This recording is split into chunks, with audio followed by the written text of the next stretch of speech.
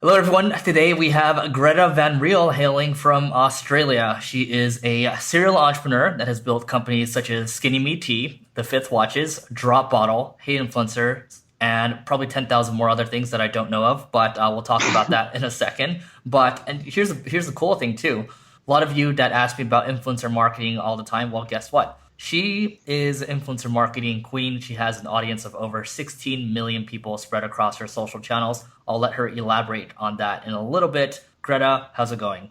Yeah, good. Thanks. It's morning here. So just starting the day off. I've got a cup of Earl Grey tea at the moment. So not too Wonderful. bad. And we're going to talk about that tea in a second too. But yeah, I mean, why don't you tell us a little bit about kind of, what your story is, because you're doing so much stuff. I mean, there has to be some kind of background to all this. I guess my more entrepreneurial story started in 2012. I started my first startup, which was SkinnyMe Tea. I was working full time at the time at a digital marketing, it was in a digital marketing role at a print transitioning to digital agency. And I just had done a lot of detoxes on the market at the time, and I'd basically run out of them, and I'd always been really addicted to tea. So I started playing with my own tea blends that were detox tea blends. And I was testing them out, and I was doing them at work and doing my own little detox with tea, and people started asking me what I was doing, and they wanted to try as well. And then they would get really good results from the detox of tea, and they'd let their friends know as well. And so I started getting some demand, and I was getting a bit frustrated, like dealing with everybody over Facebook Messenger and email and stuff. And I was like, there's got to be an easier way to do this. Like, how do I make an online store for this? So I was thinking about all that. And then just one night in bed, I kind of came up with my aha moment, which was the word detox itself. So I was trying to think of a way to describe the detox with tea, and detox would make a lot of sense now. And now there's What only is that, by the way? I love tea. I don't know what a tea talks is. it's like a two-step program. You have a tea in the morning that is like quite metabolism boosting and also a bit of an appetite suppressant, and then a tea at night that aids digestion and helps you sleep. So it's a two-step program, and it goes for either 14 or 28 days. Oh, cool.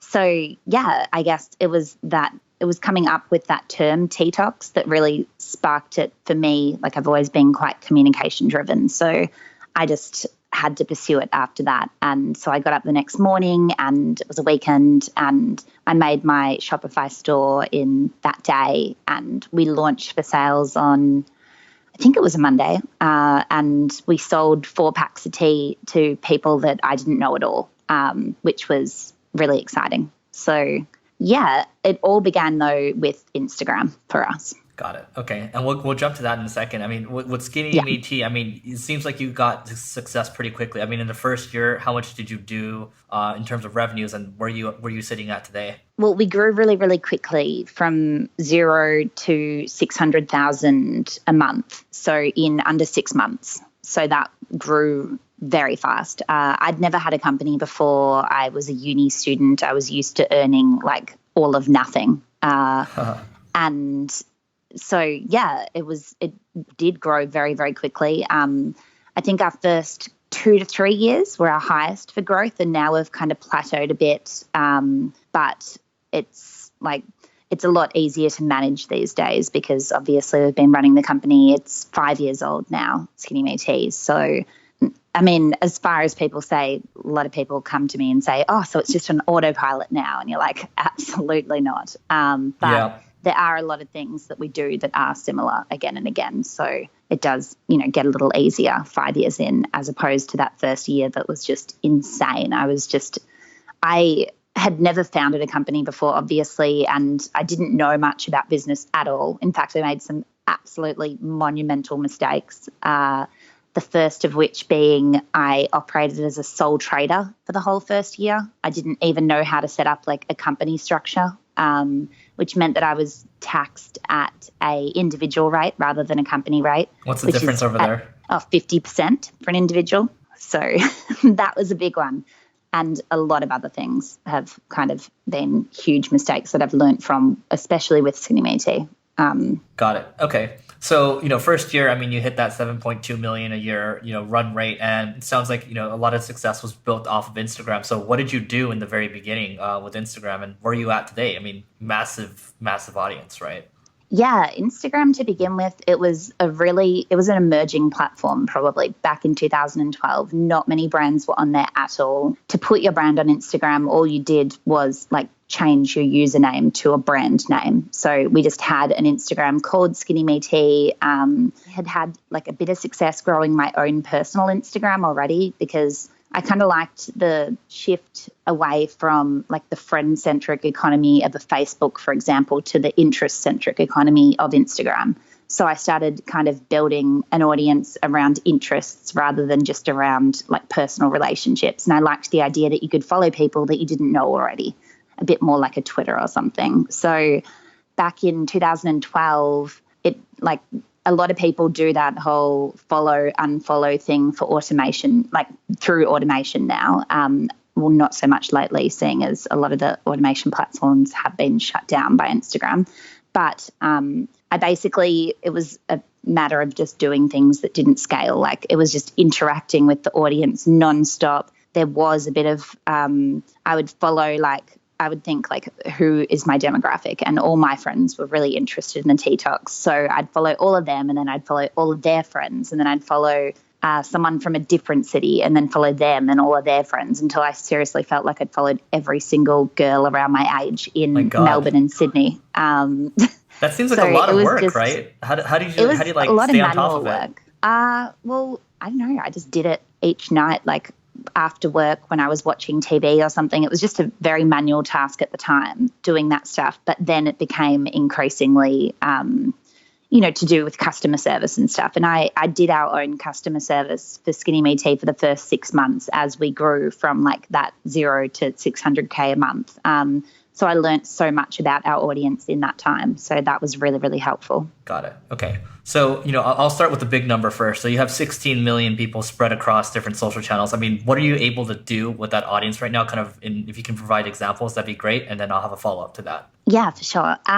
Well, I think that having that audience has taught me more so the importance of audience over product potentially. Like just the idea of product market fit, for example. For me, I have a bit of a semantic problem with it. I prefer the term market product fit because I think that it's about finding your audience, growing and establishing your audience, and then developing a product. And just the idea that if market comes before product, you might focus on market first, just chronologically.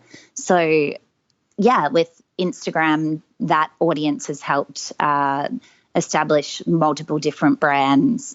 We use that audience as well to help us launch our watch company called the Fifth Watches. And the Fifth Watches grew even quicker than SkinnyMe Tea did. And we, on day one of sales, we did $100,000. And on our first birthday, we did $1 million in a day of revenue. So that was a really fast growing, really exciting brand as well, because basically the way that it worked was it was through scarcity and exclusivity. So we only sold our watches on the 5th of each month for 5 days. So that's kind of the way that it worked. It was exclusive through time, not by price, because the price point was quite accessible. All the watches are under $200. Got it. Yeah. What's interesting? I'm looking at everything that you do. I mean, we mentioned before this podcast that, you're always hanging out on Facebook. You're sharing a bunch of knowledge around marketing. You're hanging out in different groups and things like that.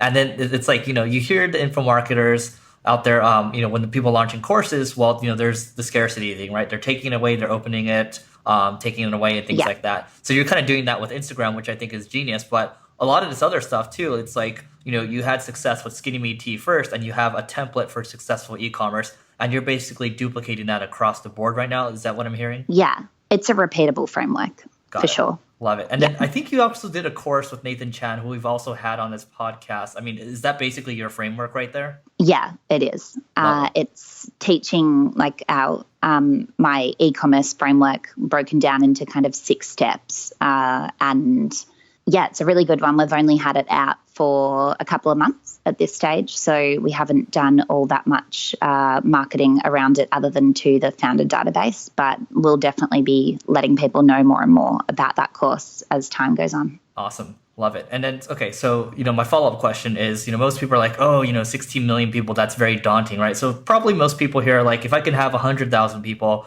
that'd be awesome. So if you were to give people kind of a framework or a process to follow, whether it's watching TV or using specific tools, how do people go from 0 to 100K on Instagram, for example? Yeah. Well, my following's quite diversified as well. It's not just obviously on the one account. That's my combined following across all my different accounts. And what I've been successful in is building up accounts in the vertical that I'm interested in. So, for example, with SkinnyMe Tea, I learned this actually because our Instagram account got hacked and deleted when it got to 200K at the end of the start of 2013, actually. So I was like, oh God, like what is the quickest way I can possibly grow this back? So I had to like suddenly think of like everything I'd learned on Instagram and the way to kind of like hack that growth back as quick as possible. And that was mostly for me through growing vertical accounts and then using those vertical accounts as a funnel into my main product accounts. So for example, SkinnyMe Tea, we have that Instagram, but then we also have like 10 others around the health niche, like detox tips, detox water, BeFit foods, BeFit smoothies. Like there's just so many different vertical accounts for us. And it's about kind of, they're kind of closer to the top of the funnel, and then we keep moving people down the funnel, and the product pages are more for like lead nurturing. And then once you get them to kind of more sign up to your email database or like across to your website, that's more the conversion stage for us. So definitely developing those vertical accounts has worked really, really well. And vertical accounts are much easier to grow because you can do things like leverage viral trending content. And the way that I would identify viral trending content, it's pretty simple. Follow some of the vertical accounts that are like your industry leaders within your niche. You'll be able to find them. They're just large accounts. You can check in the top posts in hashtags, for example, to find them. Then find their best performing content. Say like usually they get like 4,000 likes on a photo and then one has like 12,000. That's the photo that you want to kind of repost and repurpose. And so that's kind of the main way that we find like viral content. And then it's about growing that viral content again. So, I mean, as you know, like in any kind of content marketing, when you do like repurpose content, the next stage is all about the distribution. And the best way that's working for distribution right now on Instagram, and we're actually releasing a tool for this on Monday, is engagement groups. So have you heard of engagement groups before? Are these the same things as pods? Yeah, pods, basically. Yeah. I need to be in more pods. I've been one like really crappy pod and like nobody helps each other. No. Yeah. See, that's the issue as well. So like there are a lot of problems in pods, but first I'll describe what pods are, I guess, because if some people haven't heard of them, basically they're private groups of like-minded people that are willing to mutually interact with each other's content in order to grow their accounts. So basically, if we want to put it down on a like really simple to understand level, you find other people in your niche with a similar sized account, and within the first, certain amount of time after you post a post, you engage with each other's content with, authentic comments, and you like, and you might do, whatever else is asked of you within the group. Maybe, if it was a product hunt group, you'd upvote. If it's LinkedIn, it's mostly, liking, commenting, and even sharing if you're comfortable with that. So I'm a part of some really powerful LinkedIn groups at the moment, actually, which have like increased my LinkedIn engagement by an insane amount. I used to be getting closer to like 10 to 30,000 views, and I think my best ever was 70,000. Wow. Now I have 14,000 comments. I have 14,000 followers on LinkedIn. I get 100,000 views on every post, and like my best post has close to 500,000 views. Yeah, let's talk about that. And that's all from engagement groups. Okay, so what do you do around kind of engagement groups? In LinkedIn? Yeah. Yeah. Oh, well, it's the same as all of them. You create a group of like-minded people from within your niche. Just see the people that are also posting and getting great engagement that you follow already. Then you just approach them, and you can create a group together on whichever platform. The issue is that like all engagement groups are across all different platforms, and there's kind of no way to discover where they are unless you're a part of like the inner circle, or unless you go ahead and create one yourself. But then a lot of people are already a part of them, and then they won't maybe interact as much in your one. So basically the problem that we're solving with our new product, which is called Hey Engage, is it's a pod discovery platform as well. So you can go in, you can discover the pods that already exist. You can also create pods through the platform, and you can manage your pod in the platform. And we have like a few different things to help keep the engagement within your engagement group up, because as you know, like engagement's most powerful when it's received as close to the post being posted as possible, because I mean the way that social media algorithms work is that it releases, like the algorithm releases your post and like determines who can see your post to a segment of your audience first, let's say 10% of your audience first, and then the remaining 90%, that is determined, like how many people of that 90% see your post is determined by how well the first 10% engage. So that's kind of the way that it works. So the most sensitive aspects in engagement groups are definitely time and niche. So time as in you want to engage as quickly as possible, and niche because accounts engaging within your niche with your content will boost that out to your following more so, because platforms like Instagram, for example, classify all accounts into niche. Like, for example, you might notice that if you like 5 photos in a row of a car in your newsfeed, then as soon as you go to the explore page, the whole page is now full of cars. Right. Because it's like, well, that's your niche interest. So that's also the way that it works for engagement. So if you are engaging with other people within your niche, you're far more likely to get pushed out to their audiences as well on the explore page. And those audiences will also be more engaged and interested in your content. So you're much more likely to get more engagement on your post from that.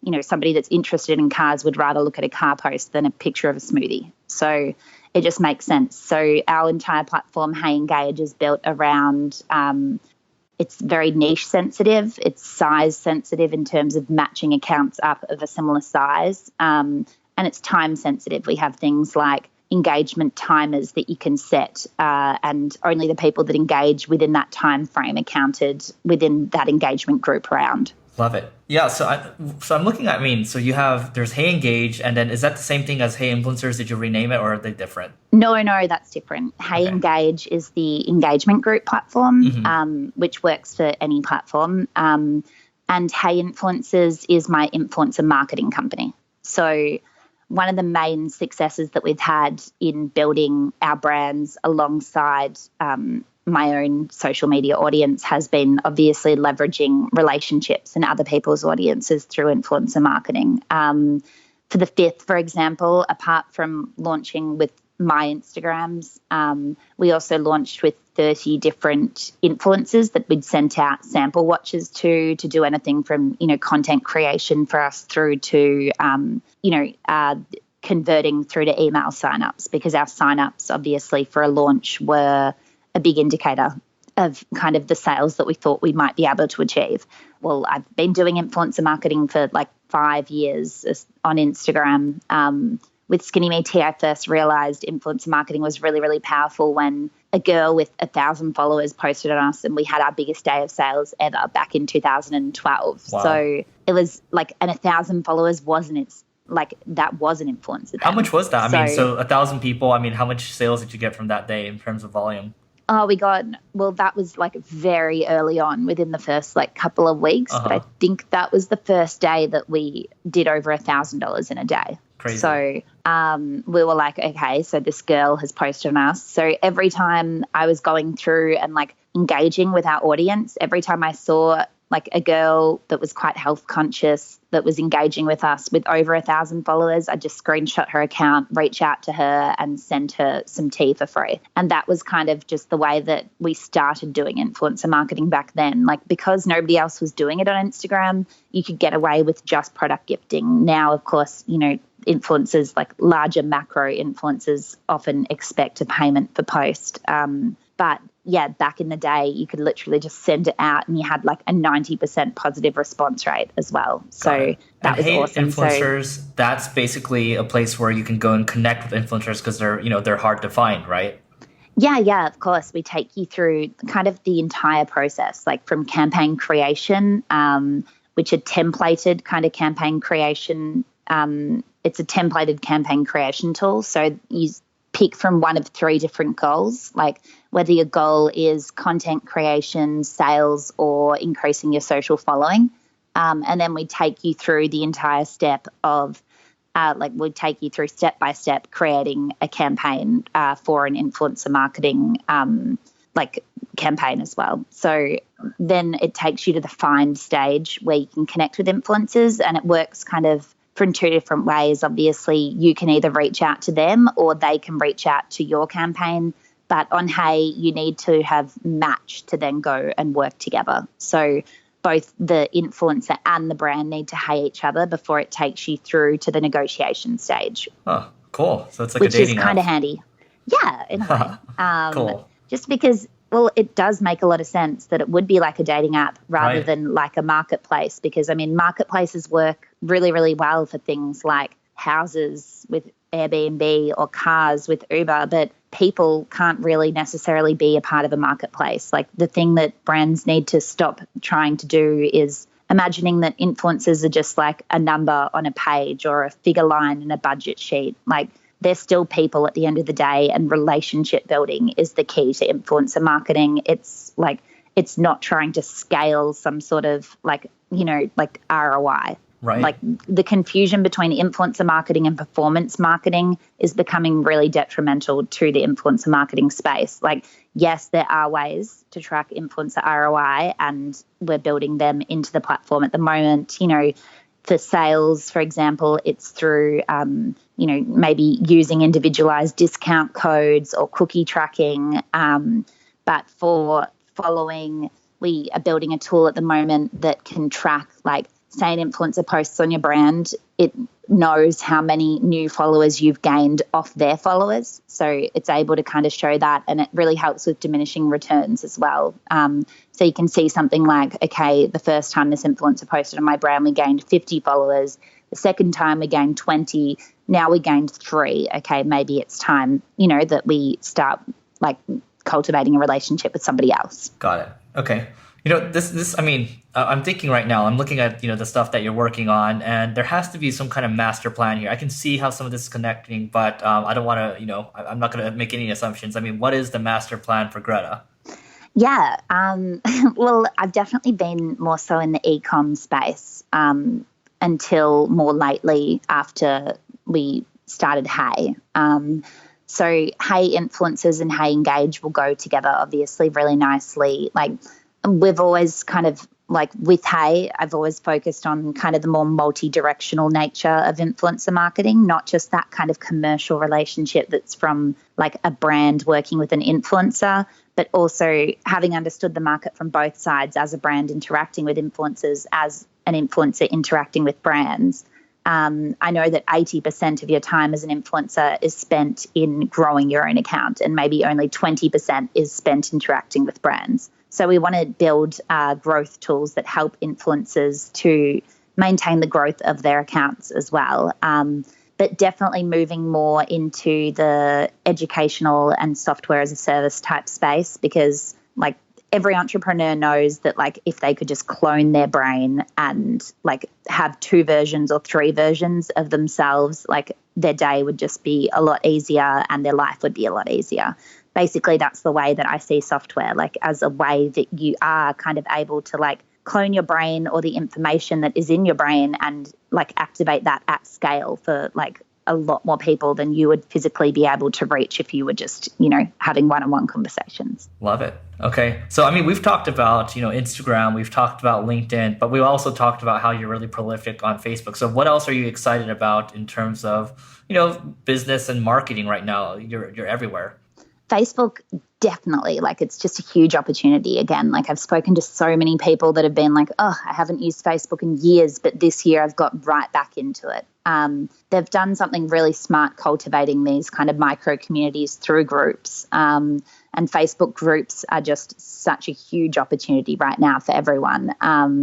And the other huge opportunity on Facebook right now is messenger bots as well. So I'm having a play with my messenger bot at the moment, which I'm calling 100 Days of Health. And you get a healthy tip to your inbox for 100 days, basically. But it's just a different way to diversify your user base, your database of customers or your database of leads or whatever you'd like to call them. I've always been very into diversifying the risk of my data. So I wouldn't just keep it all on Instagram, for example, because Instagram can change their algorithm. They can delete your account. You don't own that data yourself. Email, yes, you do, but email open rates are going down and down over time. So it's just about getting where the most eyes will be, I guess. And I'd say messenger bots and messenger marketing is the single biggest opportunity behind email marketing right now. Right. Totally agree with that. In terms of contacting your leads. I mean, we're seeing open rates up to 94%. And I mean, that's B2C, right? So that's crazy. Yeah. You never get that unless it's email back in the day. But I am wondering too, because, people in the audience are like, oh, Greta's talking about Facebook groups. So which Facebook groups do you really like? What do you recommend? My very, very favorite Facebook group is Badass Marketers and Founders. Do you know that one? Yep, I'm in that one with you. Yeah. And that's Josh's group, Josh Fetchter. And he's a friend. We actually met in real life recently, which was awesome. And he's a super, super switched on guy and amazing growth marketer. And he just has a really similar mentality to me as well about founders helping other founders. So he's always willing to kind of have a chat. And I met him up in Queensland, actually in Australia. He was over at QUT, which is the Queensland University of Technology, helping their accelerator founders learn more about community building and stuff. So Josh and his group, BAMF, so Badass Marketers and Founders, is probably my favorite, but then I'm a part of all different ones. All Things Social Media is another amazing one, ATSM. I'm loving Charm Offensive, this copywriting group at the moment. There's just so many that I'm a part of that I use nonstop all the time. Yeah, those are great groups. I think I actually joined Charm maybe on your recommendation or somebody else. We'll just say you gave me the recommendation. Basically, pretend. Let's just say that. I think it was you. 99% sure. One thing I read. I mean, before we even talk today. I mean, it's one of the big struggles you face is $1.3 million mistake around the SkinnyMe Tea. Do you want to talk about that? Mm-hmm. Well, no, but yes. No, I talk about it all the time now. Obviously, it wasn't the best moment in the history of the company, but learned a lot from it. Basically, I moved to Hong Kong for a while after SkinnyMe Tea started for different reasons. I just loved the city. And we were playing with, tea manufacturing in China. When you think of tea, you think of China. A lot of the tea is grown there. So, I was just like, okay, this is a great opportunity. Went over and put in a few smaller orders with a manufacturer and was really happy with the quality. Was even having it sent back to Australia to get quality tested as well, so that, we knew that the quality assurance wasn't, being gamed or anything like it can be in China. So we were really, really happy. And I was like, okay, I hate distribution. I hate manufacturing stuff. I don't want to have to think about any of this again for a year. So I'm going to place a year's order of tea, and then I won't need to think about it again. So I did that, and that order cost, $1.3 million US. And we got it delivered, and we opened it up and it was basically like compost that had metal bolts in it, springs, E. coli. No. It was just like, E. coli is a type of bacteria. It was absolutely disgusting. Like I wouldn't even touch it without gloves. So obviously had to throw it all out. It cost $15,000 just to throw it out as well. Who do you go to hire for that? Like, hey, I need to hire someone to throw this. Like, how does that work? Who do you look for? It was just a garbage disposal company, trucks that take things to the tip, basically. Wow. Like, that is all. Like, there was nothing we could do with it. There was nothing that we could, because it had metal bolts in it and stuff and E. coli, you couldn't even use it as mulch in a garden or something. Like, it was just absolutely ruined. So that was a bad day. But and what did you learn from it? Well, I think the biggest thing that I've learned from like my combined mistakes in starting startups has been basically the same thing, that like to not fail overall and to, have like a successful company, you need to cut your losses as quickly as possible. Like you need to just be like, okay, well, that was terrible. And then just come up with whatever you can see as a solution. And sometimes that solution is just getting over it and not thinking about it again. Right. Or sometimes it's obviously solving some kind of problem that led to that. So, I mean, obviously you're never going to repeat the same big problem twice, but that's not really the main learning that I learned, like, from that happening to me. It was honestly just that, like, you just like things just happen again and again. If you're still kind of getting over the last one, then it'll just like slowly but surely pull your resilience down. But if you can just get over them really, really quickly, like I honestly I'll do everything and cry and be like super upset for like a couple of hours or even a whole night sometimes. Like one day is my longest like morning period that I allow myself to have. And then the next day I get up and I'm kind of like newly inspired again. It's kind of chaos theory stuff, like, what comes up what goes down must come up type of thing. Right. Rather than the other way around. Yep. So I don't know. Yeah, I think that definitely just trying to cut your losses as quickly as possible and admit when you have made a mistake and just don't have an ego in it. Just be like, okay, that was my bad. Like, don't try to blame it on other people and stuff. You're just going to spend so much more time getting over it, and then you lose all that time, and opportunity cost is huge. Totally. So suck it up and get over it, right? Yeah, literally. Cool. So we're going to work towards wrapping up here. Just a few more questions on my end. Sure. But I'm really wondering, I mean, with the different companies that you have, the new Hey Influencers, Hey Engage as well, how do you structure your day?